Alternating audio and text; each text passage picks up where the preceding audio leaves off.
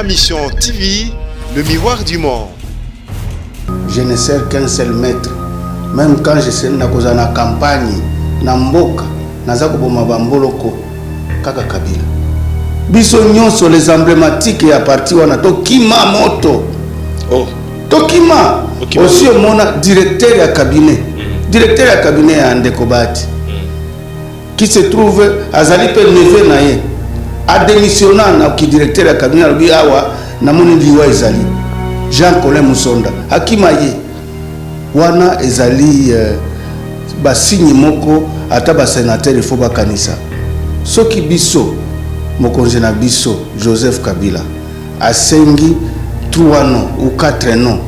Ye aponi moko yo sali rébellion. Oza rebelle. Na yebisa kibino depuis longtemps bato bazali kondimela ngai te. Nazali ko uta na Italie, na Nairobi, je ne sers qu'un seul maître. Kabila c'est mon modèle. Soki alati lingwanda bana lati lingwanda. Batu ya lamuka bazuite babimaki milinga lokola kanda na bino moko azana sena kuna abimaki milinga na Bukavu bati zero. Ngai nazali candidat Kester abonyote balobino boyo tikana no topesa tel amen losako. C'est ça les militants. Normalement il fallait et qu'il n'a pas perdre les sous. Parce que peur de points na bango eleki. Pour les makasi. Pour les 45 ou 46 députés sénateurs. 140 députés nationaux, des gouverneurs et tout ça. Beaucoup de gens bango te. Le pembeza souté yo bandiko la mosa batu Kabila na mitu pendant que babosa ina bango Kabila. Akosi la kate mutu wana. Na Kabila doute za la kate. Trahison ezate okende komi jembika lokola jida.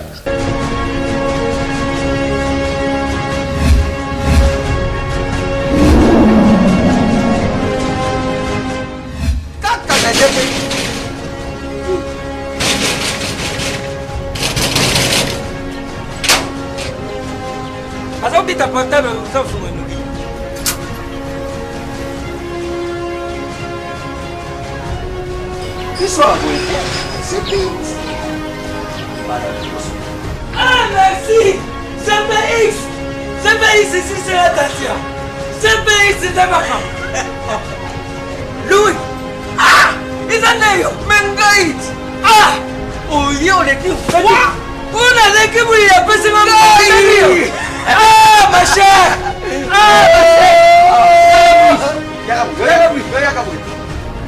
ah! Allez le oh yo! Bisa tombesa na kanda te. Awa mutu nyoso soka koti abimaka desero. Mais ma chère, CPX. Oh ils allaient CPX. 10 ans de service. 10 ans de service. Numéro 1 na makambo kotita biloko uta Londres peki sasa. Batate ebele bakufi badali na sama bele. Oh soku namsi bango bando yoka moko likamu na ye. Izana bazasi msusu bazala cause ya bamatanga msusu. Ah! Tango na yoka kiri sorire CPX. Mbalamako na Kinshasa adresse na biso ezali moko na Lopoli 73. Ah parti place tozali facile na Londres kuna ezali kaka na esika stade ya Tottenham ezalaka ndinga esika bana na biso bazali et puis boko sénateur CPX ezaka kaka moko boyo badongola miso buzakewa butiba désordre bukei busali makababila ba désordre bukomo ruka bubibisa répétition ya CPX. Réputation phénomène de réputation ala ba constipation. CPX numéro 1 ya French Congolais na Londres.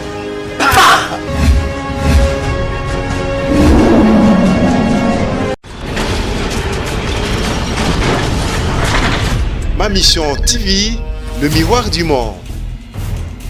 Mbote lisusu na baimboka balandi émission ya population tolo bagazali parlement populaire parlement babola parlement ba congolais bande ko bazana makanisi pona kotonga Congo tokutana ka poto beta masolo ya mboka na pesi mbote lisusu na bande ko na mikili ya poto na pesi mbote na bande ko na Afrique partout dans le monde ba kolanda émission en direct bande ko balandi bozali mobiliser pour boyeba eloko nini ezali koleka na Sénat bobi bino rete mapona mito ko milengela mapona mi pona lobby déjà mokolo ya samedi esengeli ba sénateur ba voter pour na bango nani akokamba Sénat après mwana mboka Léon Kengo Wadondo na FCC zali kotoka pona mwana mboka Alexis Tambwe Mwamba na ngambo mosusu pe ba candidat bazali belé kasi tokobeta c'était na otali candidat ya FCC est-ce que akolonga na architecture o zali kokinde mapona mitu zali kokinde est-ce que ma milengelaki ba électeur ezali ba sénateur ba kosala te lokwa to monaki na ba ngumba mosusu ndenge elekaki ete candidat ya FCC alikite kasi ya baneko mosusu nde balekaki bomonaki yango na Sankuru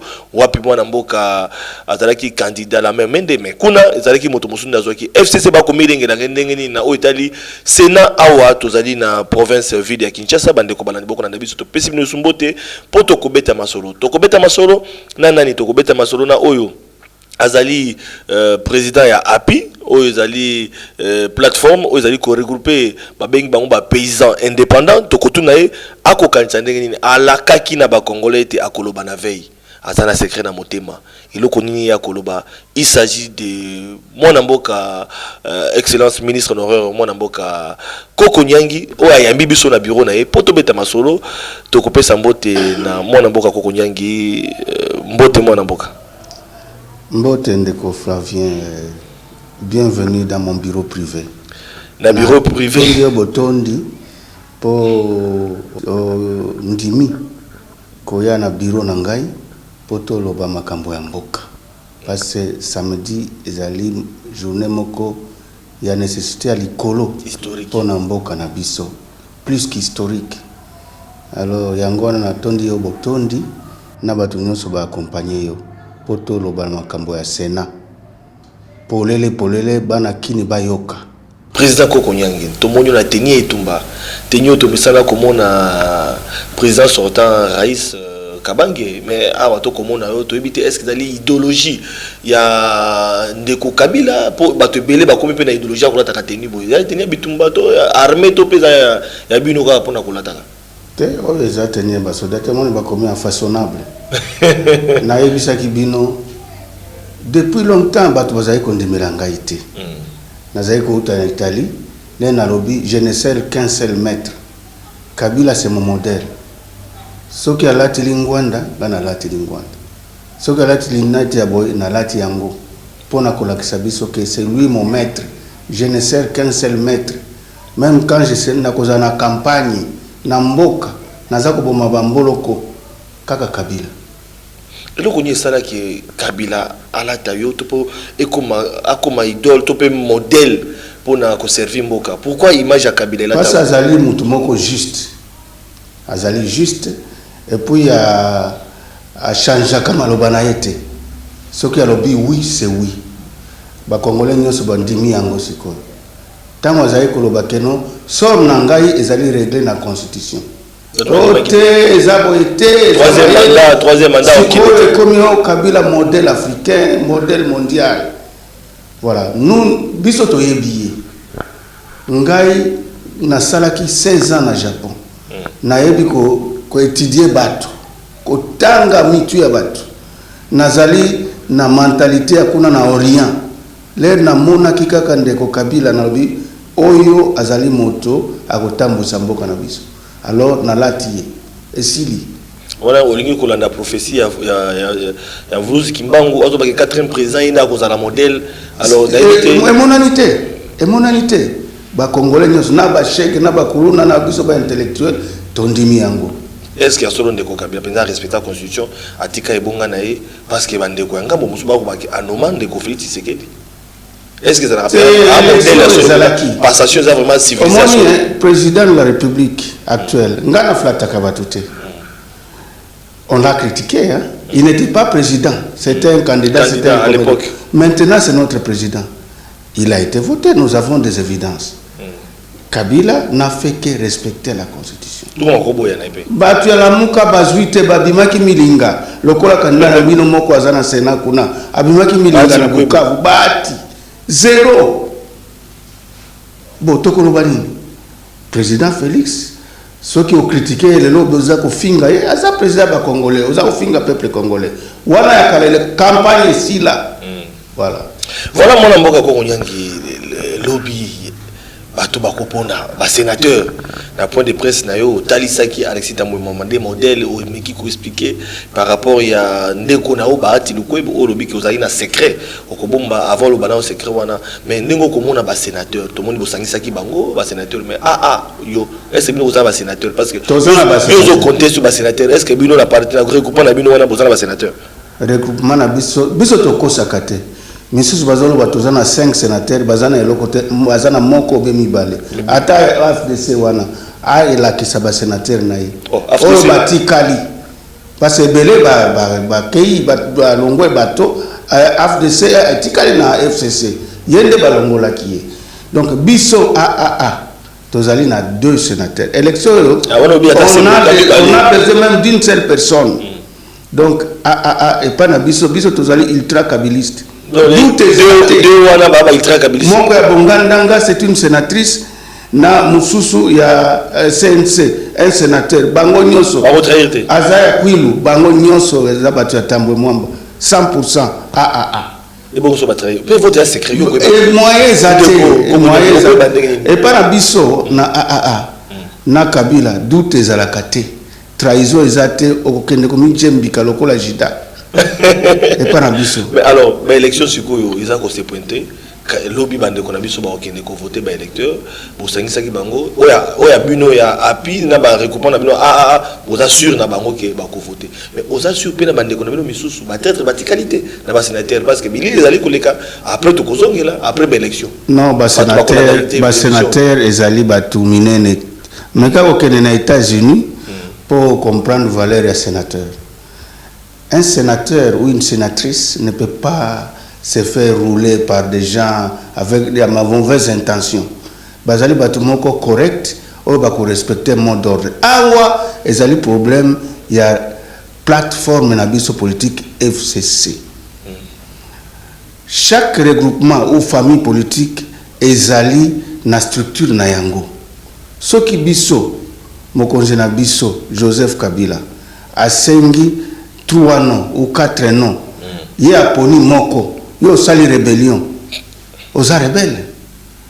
Yango wana nous toza pas ennemi à Bahati le bote. Autorité morale Joseph Kabila ezali ka.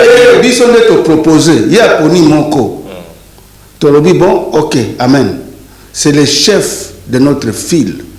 Alobi bon, bino misusu bozela to zuanano. Ngai nazali candidat Kester. Balobino boyo tikana no topesa tel amen lo sako c'est ça les militants alors mutu mususu soki autorité morale azui décision après proposition na biso yo comme rebelle toko c'est une proposition et outil pas na bino outil na autorité morale le président de tindi proposition na autorité morale mokonzi Kabila autorité morale ya lobi bon ngana monito zwana no mutoyo boyo lobi no sava na sali rébellion tokondima yote mais bandeko wana basali ako bima milinga lokola bimaki milinga na Bukavu na yebisio nazali ennemi ya ndeko Bahati te c'est mon grand frère j'ai milité avec lui na sala qui n'est pendant 7 ans à FDC soki l'autorité morale aponaki ye comme candidat nde naza ko sala campagne nayi lelo naza ko sala campagne à Tambwe Mwamba parce que ezali ticket ya autorité morale Joseph Kabila donc et Tambwe Mwamba et Bochab et les autres les 6 du FCC toza ko sala campagne par respect na mokonzi na biso Joseph Kabila ye ko sala contre campagne pour ya ko kweya akolia mabele. Il y sénateur Joseph Kabila a voté parce qu'il n'est pas un sénateur. Il a les plus légitimes. Est-ce qu'il a voté Alexis? Nani? Il y a sénateur Joseph Mais il va trahir son choix. A voté Alexis Tambwe Mwamba Joseph Kabila. Samedi Bokomona. Alors moi namoka ko konyangi lelo yo bozo kene maponami vous allez fidèle na ba candidat na bino mais na ngambo mosupe bande ko ba ko midengela pourtant on ko Bahati o azali ancien compagnon na yo lobi bosali 7 ans na FDC et qui est lelo a tieli baya mais a ko travailler pe mais makambo kanyaka to kaka makambo kanyaka vous assure que ba sénateur wana nengo lobi ke ba minene na ba sénatrice wana ba minene ba ki ko trahir te so kanyaka etamboli pour ya bino zaka mot d'ordre mo konzamboka na mo konzina bino ya pisika mot d'ordre est-ce que sénateur ba kolia mot d'ordre te makambo ya kanyaka ezate parce que ce que loba makambo ya kanyaka ke ba sénateur ba ko voter en fonction ya kanyaka ezali ko finga bango ezali ba responsable oyo bazali ba élu ya ba élu et donc ba ko kiko trahir population te ba ko trahir population te omoni ndeko bahati toyebani malamu biso nalandi ndeko moko awa na lepanie na tongo a expliqué mieux que moi yenda zaki premier secrétaire général na biso na FDC biso nyonso les emblématiques ya parti wana tokima moto tokima aussi omona directeur ya cabinet ya ndeko bahati qui se trouve azali pe neveu na ye a démissionné na ki directeur ya cabinet alobi awa na moni liwa ezali Jean-Colin Musonda akima ye wana ezali ba signe moko ata ba sénateur il faut ba kanisa ce n'est pas normal alors aller dire que jusqu'à aller au perchoir du Sénat wana ezako trahir peuple congolais akozuate azela tour mususu to konsali la yepe campagne to za ba ennemité azande kona biso même si akimi bato na biso pour na trahison. Dans AFDC tokoloba 41 députés ya AFDC na ba sénateur nyoso batikali. Bazalité. Batikali na ndeko Joseph Kabila. Na otangela yo bato. O bato a commencé par la présidente du groupe parlementaire. Nene Ilunga akei lokola ngai na zaki président ya groupe parlementaire na 2011 wana législature na biso groupe parlementaire kokonyangi akei o mususu présidente du groupe parlementaire 2019 accueilli eza lokola libabe ba député nyonso bakei ba sénateur plus que la moitié bakei alors azako compter sur quoi maji yango to mona ngo samedi a proposé un programme ne bolanda ki atalisi programme na ndeni azako kanisa sénat lobby na misale ko sala ko koma mikanda ba saleli au discours tout ça otangi na réalité za eza yango te toyoka ki pe discours ande ko tamwe mwamba d'ailleurs ndako tamwe mwamba alobaki clair baati azande konaye malgré ba résultat tout ça ba ko travailler ensemble tout ça ce qui est à Kolonga mais bon c'est vraiment de l'ironie à cause ouate ngana linga kozala clair na zakaranga parce na yebi combien de voix kozwa na yebi na yebi déjà ba voix na yebi yango na ko loba yango awate na ko souffler yo et pour vérifier en samedi ce que ça so quoi il va 3 4 atika na 4 na qui va diminuer va juste soumis ba ceux qui vont on peut ça 4 mais si ça 8 4 a le gagner nini le ba ki ngo deni kamba il sait que ce gars qui c'est que corruption alors to continue sur quoi secret koko nyango le ba ki ozana secret moko o bombaka okoloba pe ba électeur ba sénateur ba kozela ba landa secret wana ezali nini te moni toza ba homme d'état na solola ki na ndeko bahati na ndako na ye na bureau na ye ezaka lokola bureau ovale boy neti ayo boy neti toza na bureau no yanga eza rectangulaire ya eza ovale penza palwana au beau moment de non relation na bureau privé kaka bureau na ye bureau privé kaka na bandako bon comme nazali homme d'état na bombi yango lisusu peut-être il va s'amender ako s'amender a donc pesi chance na pesi chance soki na panzi yango aweza mabe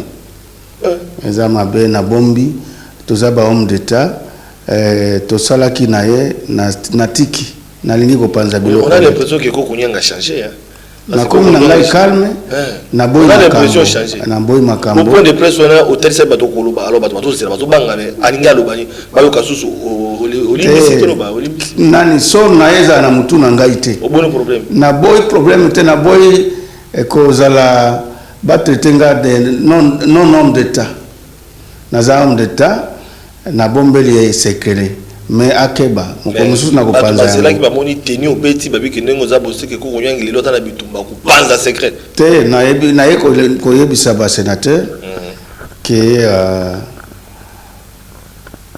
toza ko pesa bango merci déjà merci déjà na ndenge toza ko sala ba contact na bango en tout cas ndeko Tambwe Mwamba ndeko Evariste Bochab ndeko Tibasima ndeko Kester ya FCC Rubuye et les autres basi baleki na bango bazali ko bakamba bureau na biso malamu base à l'exemplaire na population parce baleki ndeko bati on a yondo lobby ngate papa biso to ngato kamba majorité présidentielle to kamba majorité présidentielle sous Minaku pendant 5 ans na expérience ya famille na biso na sankuru beaucoup ya kindenge bon ils ont si j'étais wana eza FCC eza ngana zali kuna te awa to za sur terrain ils ont contrôlé na za sur terrain sankuru bo to kende kité bon je ne sais pas ce qui s'est passé exactement na Kinshasa aux sur terrain aux ont contrôlé makamonyo sur na ba manette donc nous avons les résultats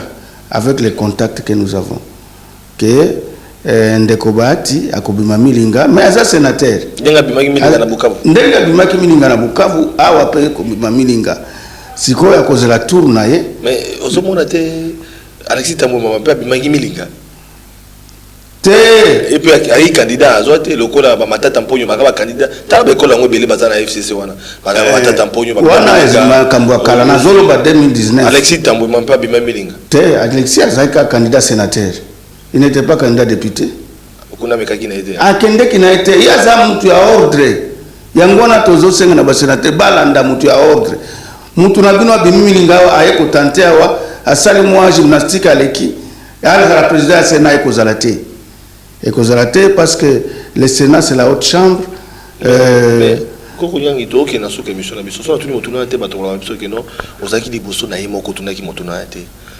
AFDC vous allez quand même force monene na majorité na FCC place vous allez AFDC allié aux UPPRD allié aux AFDC allié vous allez ba poids politique moi monene vous allez ba député vous allez parce AFDC allié na FCC pour ni yope okuyi kondima penza solo ko konyangi et que un indépendant personnalité le quoi Alexis Tambwe Mwamba azani na PPRD azana AFDC personnalité a représenté Bino na Sénat aussi le temps l'Assemblée nationale tous na Jeannette Babunda aussi na PPRD et c'est qui AFDCP azwa c'est par respect aux idées et aux principes de la charte aux principes de la charte na biso oyo ndeko bahati pe asinyaki charte na biso et lobby d'abord poids politique et puis le respect à la charte la majorité na biso normalement il fallait et qu'il n'a pas perdu les sous parce que peut perdre poids na bango eleki pour eleki makasi pour eleki 45 ou 46 députés sénateurs 140 députés nationaux des gouverneurs et tout ça beaucoup bekana bango te mais yé moko peut perdre alors bité principe monene mu disusu ezali de solidarité. OK.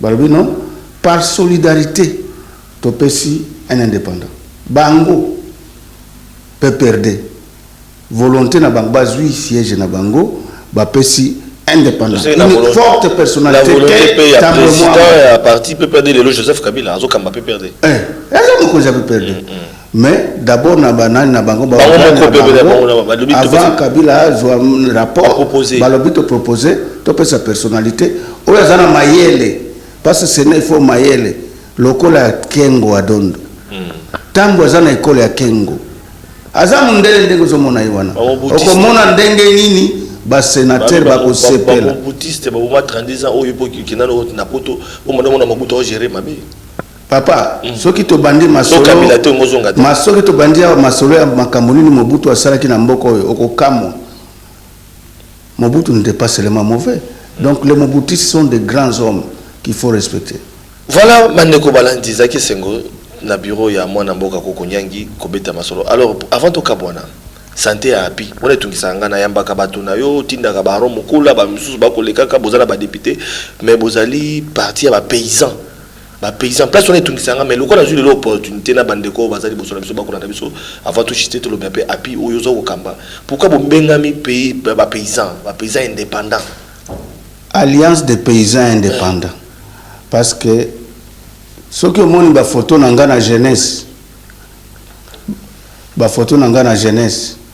tozali réellement ba paysans na Congo 90% ya population ezali ba paysans ce que le kikaka wa malukutu ça okuti ba paysans directement même na njili ba paysans donc biso tokanisaki ke no tosala parti ya bapaysan po tosangisa bandeko na biso nyonso bapaysan tosala baprojet tobandi déjà mosala souterrain tokokabola bangulu bangombe bataba tosali baagriculture pisciculture pour alimenter la population congolaise. C'est ça qui est dans tout la vie. Alors vous avez bandé dans notre projet parce que et quoi intéressé bah tout na anglais en tout cas qui nous a azos de la libumu bandé qu'on a province partout dans la biso. Aussi to bandi nazu déjà. C'est la bino surtout pour na ko. Nazu 100 hectares. Déjà oui. Na groupement Bou kuna côté ya Kingakati. Tozu ba hectare na Kwilu. Tozu en préparatif de nos actions. Parce que biso tola la catégorie qu'on préparer 2023. Alors tout paysan doit être gâté. Parce que bon, quand on est à Kinshasa, toza ko bosa na kiba paysan bazali. Nde biso a pays eza parti ba paysan. Tout monde peut bilanga. Tokundula peut-être tokundula to mo ba ko bilanga. Lokola maman Oliva Saka. Ndeto ko sa na président Kabila. Oui, il y a vendre la ferme Kingakati. Yo peut faire wapi. Yo peut vendre na mbokati. C'est ndio komona. Yo peut poser hectare no. Na si on a 100 hectares no. Na groupement Bou. Yo peut vendre kuna. Au sala yo peut fief. Na ofanda kuna mais bon de temps en temps na yena parler du peuple na zongi. Idéologie na biso ezaka kolanda Kabila, le modèle kabiliste. Tokotika ngote au moins to créer nani parti ultra kabiliste API. C'est lui l'autorité morale. Ah bon? Oui. Fidèle toujours. Biso toza autorité morale kaka avec petit a. Kabila Placile assis na ya comme le président sortant sénateur à vie lu pembeza souté yo bandiko la mosabato Kabila na mitu pendant que babosa ina bango Kabila. Ah kosi la kate mutu wana. C'est un phénomène. C'est toute une idéologie. Donc l'histoire va nous dire. Dans l'idéologie ça peut être comme forever as locataire quelque part na Willery il semblerait le pango wana ya ndeko bati ou abino a FDC mais ba ko bengana pour kuna ba ko tanga komba Kabila bino so besoin information après vérification c'est bien vrai position de kozande assez la Willery na Kabamba na Luvungi wana Kabamba qui contrat ba chinois voilà abengani batu ya Kabila. Je vous ai dit, Moutouana, bon, il va, s'il a son, c'est loyer qu'il a payé, on va les soutenir. Malheureusement qu'on n'est plus à l'urbanisme et habitat, on allait trouver une maison. Oui, c'est ça. Toko Lukaye. Lukelanga Moutouana, aya ko betelanga masolo. Comme ça, merci. Voilà, bandeko balandiza ki sengo pona bisoko partager moment oyo na mwana mboka koko nyangi o azali ko kamba API oyo autorité morale ndeko Joseph Kabila pe azali membre ya FDC allié bolandi bino moko to betaki masolo na hotel mapona mito ko pesa ozalaki membre ya AAA FCC. Voilà, bandeko balandi donc bonne chance. Fondateur. Ozalaki mo fondateur. Ndotika toza ba fondateur. Topesi bonne chance na mwana mboka Alexis Tambo Mwamba na ba candidat musu bazali bazo compétir tout à la kolonga to se retrouver après na mwana mboka ko yangi tout à après évaluation ndenge les cas qui nanya swaki tout à l'obina masolo mususu poko de mabota na bino. Bazali plus de 900 anciens agents ya BCDC oyo bazali ko réclamer salaire na bango et pas ya gestionnaire ya banque congolaise oyo belge na kombo ya Yves Kempers. Voilà pourquoi bayaki mokolo ya jeudi oyo na palais de la nation pona ko senga na mokonzi ya mboka Félix Antoine Tshilombo Tshisekedi akota likambo na bango. Tozali anciens agents ya banque commerciale du Congo. Na longola biso mosala na 1999 2001 et bafuta biso malamu te. Procédure to landa qui faut n'a pas régulariser, faut n'a pas corriger par des comptes finaux na biso, na tribunal de grande instance et travail, les ala qui suspendu parce que ancien employeur na biso par l'administrateur délégué qui est l'actuel DG Yves Kempers a funda biso la parquet a lobby que tout ça faux usage de faux PV de non conciliation. Mais population congolaise na mondiale, bayeba que le grand faussaire c'est monsieur Yves Kempers. D'abord, à côté de ça, un faux décret loi. La procédure pénale, pour que oui, balongo la biso, na décret loi. De deux, à fabriquer un faux protocole d'accord. Comme quoi, Toyo Kananaye. Biso, délégation à GEMA, que signe un protocole d'accord. De trois, À Salissa, soi-disant PV de conciliation totale, d'abord une expression qui n'existe même pas dans le code du travail, yango ya code s'appelle un dossier. Donc bref, Bazar Hollanda sont un faussaire, mais c'est M. Kupers le premier faussaire dans cette histoire. To profiter na koya na biso lelo na présidence de la République pour na Hollanda, pour nous la suivi à Mukanda Tokoma depuis février, nous avons souhaité que va convoquer M. Kupers, va entendre yé. C'est un criminel pour nous. Parce qu'il y a un dossier aidé par nos frères et sœurs congolais, pour les juristes, les conseillers, les avocats. Son Excellence, Monsieur le Président de la République, intouchable à Zalité au Lobaki Yango, Bissotoye Bissio qui est intouchable, le Belge Yves Kupers, pour s'occuper naïe. Même pour l'entendre, nous aimerions être confrontés à lui. Ça fait plus de 10 ans, 950 agents, Bazali Koulandela. Mbongo na bango ti lelo près de 80 agents et si va bungisa molimo na bango mais DG à BCDC azali toujours ko traîner bango na justice.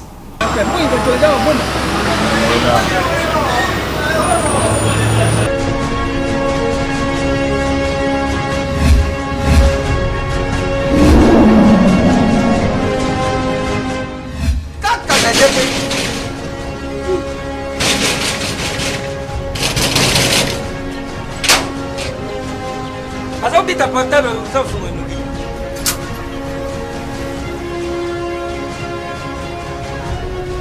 Qui soit c'est tout. Ah merci. CPX. CPX ici c'est la station. CPX c'est Tabaka. Louis. Ah, ils en yo. Mengaït. Ah. Oh yo les qui. On a des qui vous y a passé ma vie. Ah, ma chère! Ah, ma chère! Ah! Biso to mesana kanda te.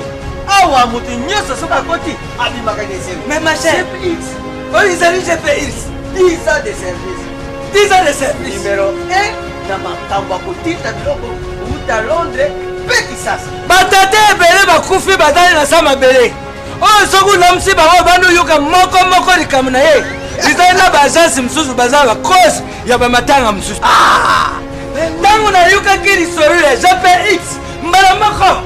Na Kinshasa adresse na biso ezali moko na Lopoli 73. Ah, parti place tozali. Facile na Londres kuna ezali kaka na esika stade ya Tottenham ezalaka ndinga. Esika bana na biso bazali. Et puis pourquoi c'est la tête? GPX c'est kaka moko. Boyo badongola misa busakewa buti badesode bukei busali makababira badesode bukomoruka bubibisa répétition ya GPX. Répétition. Phénomène de réputation. GPX numéro 1 ya French Congolais na Londres.